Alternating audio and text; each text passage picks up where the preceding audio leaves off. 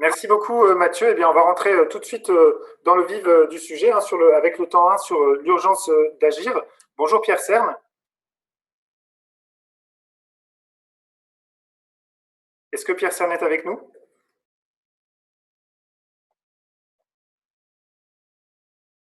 Voilà. Je n'avais pas récupéré la possibilité d'ouvrir le micro. Bonjour à tous et toutes. Merci pour ce webinaire assez impressionnant qui est un sacré boulot aussi. Je vais commencer tout de suite en fait et rapidement par expliquer en fait la mission entre guillemets, mais on va l'appeler comme ça, par facilité parce que tout le monde l'appelle comme ça, donc on va faire comme ça. Donc la mission que la ministre Elisabeth Borne m'a demandé de coordonner avec le Club des villes et territoires cyclables que je préside, qui est une coordination en fait des remontées d'initiatives des collectivités locales en matière d'aménagement cyclable temporaire, provisoire, tactique. Chacun utilisera le vocabulaire qu'il préfère et surtout de faire remonter un certain nombre de demandes des collectivités, de besoins des collectivités, de freins et d'obstacles éventuels à lever. En fait, c'est pas éventuel puisqu'on en a déjà repéré un certain nombre et qu'il en remonte du terrain depuis maintenant quelques jours.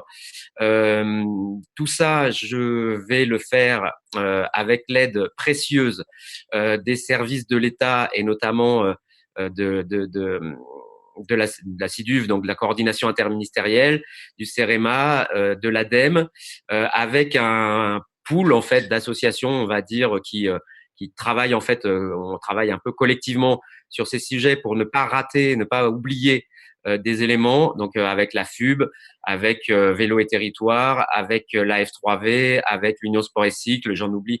Mais voilà, on travaille, c'est un travail vraiment collectif dont le but est vraiment de faire remonter au plus vite les initiatives, les besoins, les demandes, pour que, en gros, à partir du moment où il commencera à y avoir des confinements et donc il commencera à y avoir reprise d'un certain nombre d'activités, on soit prêt sur le terrain à accueillir la probable le probable grand nombre de cyclistes qu'on va sans doute voir dès la reprise des activités, qu'on voit déjà d'ailleurs à certains endroits.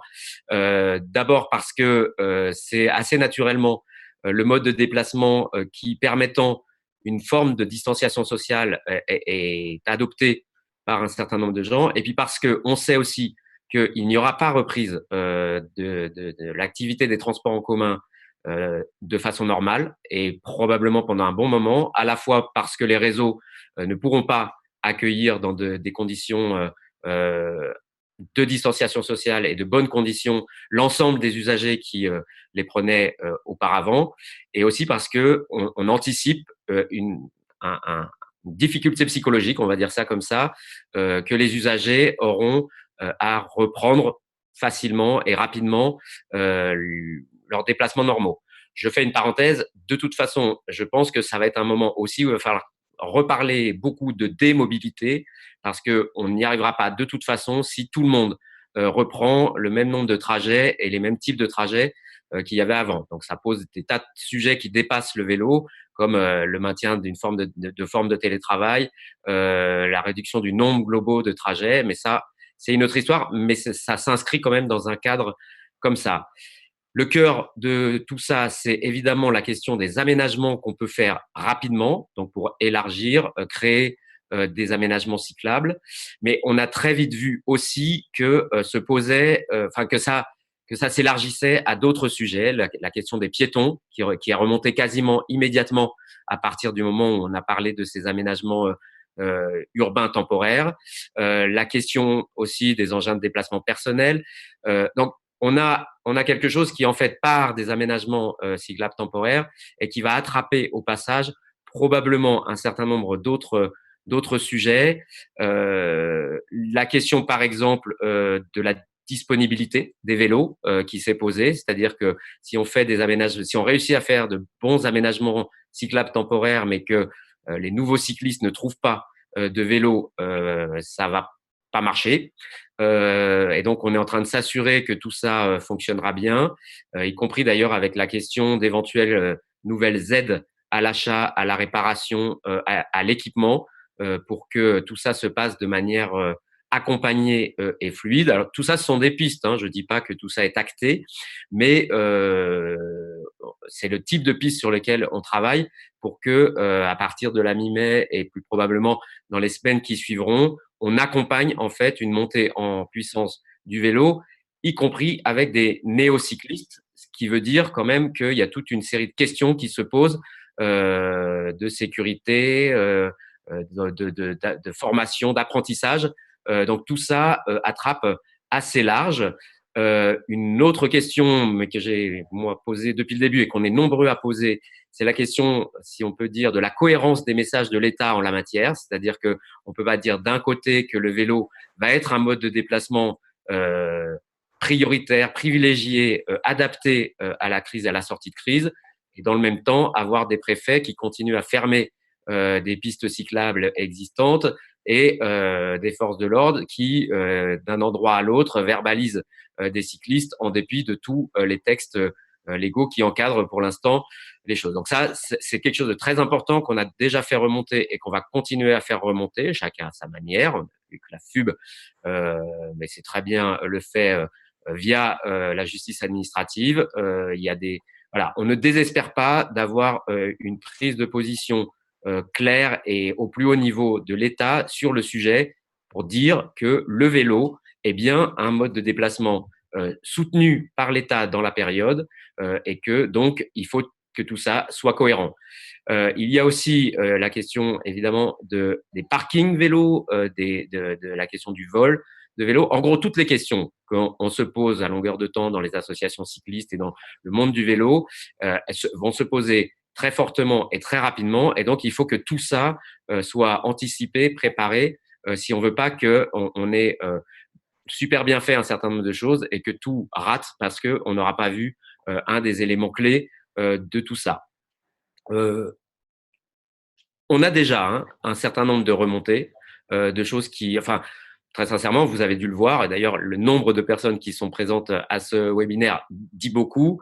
Il y a une attente énorme, il y a une disponibilité, une volonté de faire qu'on a rarement vu, en tout cas dans le monde du vélo, si on, voilà, c'est un contexte qui est terrible, mais si de ce contexte terrible, on sort avec une avancée énorme et rapide pour les questions de déplacement, des mobilités durables et du vélo, on aura au moins réussi ça. Donc, il y a beaucoup de remontées qui nous arrivent. Alors, d'un côté, des associations, des entreprises, et ça, il y a un questionnaire notamment de France Mobilité qui recueille ça. Et puis, côté villes et territoires, du Club des villes et territoires cyclables, on a aussi un questionnaire qui concerne cette fois les collectivités. Pour votre information, en quelques jours, on a déjà 40 collectivités qui nous ont fait remonter des propositions, des évaluations, des cartes parfois de ce qui est prévu et de ce qui va se faire. Tout ça va nécessiter, et je pense que c'est ça, en fait, le plus compliqué et qui va être vraiment la clé de la réussite. C'est quelque chose que les cyclistes et les associations cyclistes et ceux qui travaillent là-dessus depuis longtemps connaissent par cœur, c'est-à-dire la question de la continuité des itinéraires. C'est pas parce qu'ils sont temporaires ou tactiques qu'ils ne doivent pas être continus si on veut que ça marche. Et la continuité des itinéraires cyclables, ça dépend beaucoup de la cohérence des gestionnaires de voirie. Et on sait bien que les gestionnaires de voirie ne sont pas, enfin voilà, il y a une multitude de gestionnaires de voirie sur certains territoires, et donc la cohérence et la continuité de ces itinéraires va être, je pense, et on est un certain nombre à penser, le principal problème, enfin le principal enjeu, le principal obstacle à surmonter, et on doit le faire vite. Et donc, pour l'instant, on pense qu'il n'y a pas forcément les outils réglementaires pour ça. Et là, c'est clair qu'on va avoir besoin très fortement de l'État pour nous, pour aider à avoir des cohérences d'itinéraires, des continuités d'itinéraires, y compris quand on a plusieurs gestionnaires de voirie qui ne sont pas forcément tous sur la même longueur d'onde. On peut pas avoir un super aménagement cyclable temporaire sur 2 kilomètres, puis 1 kilomètre de rien du tout et une reprise de 2 kilomètres. On sait que du coup, ça, c'est un frein énorme à la pratique du vélo et donc il faut qu'on arrive à essayer de lever ce type d'obstacle. Je termine en disant deux choses.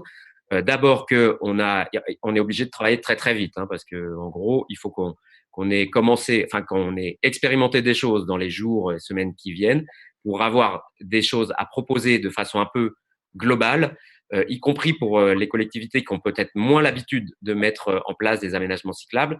L'objectif est d'avoir début mai, éventuellement, une sorte de premier document guide ou vadémécum qui pourrait permettre de proposer des choses assez simples à faire, une sorte de mode d'emploi avec les bonnes pratiques qu'on aura repérées pour que les collectivités qui auront à mettre en place ces aménagements puissent le faire de façon à peu près cohérente et sécurisée.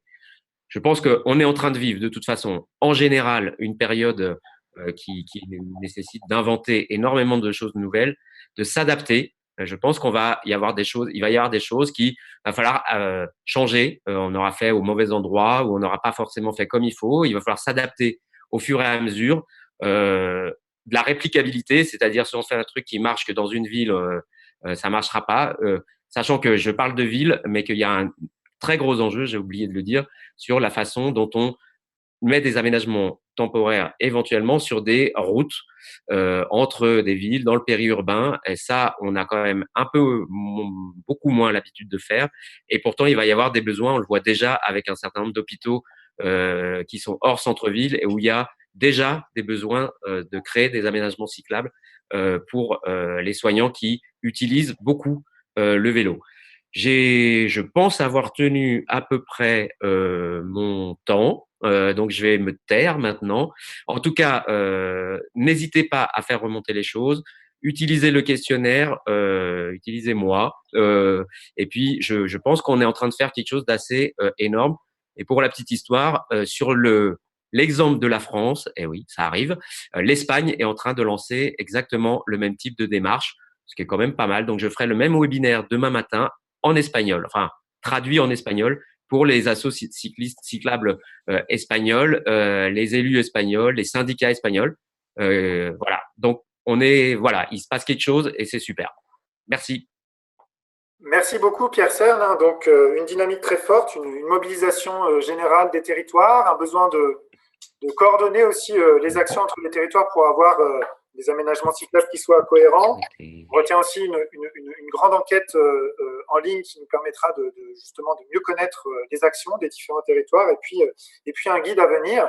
Alors, Pierre Cerne, vous évoquiez cette question de la verbalisation des cyclistes et de l'interdiction d'aménagements cyclables qui sont fermés au motif qui serait qui supporterait uniquement du trafic de loisirs. Ça permet de faire le lien avec la Fédération des usagers de la bicyclette qui a récemment mené une action coup de poing sur le sujet, mais je vais laisser Agnès Lassique, donc vice-présidente de la Fédération des usagers de la bicyclette, nous en dire plus, notamment à ce sujet, mais aussi sur d'autres actions que mène la FUB actuellement.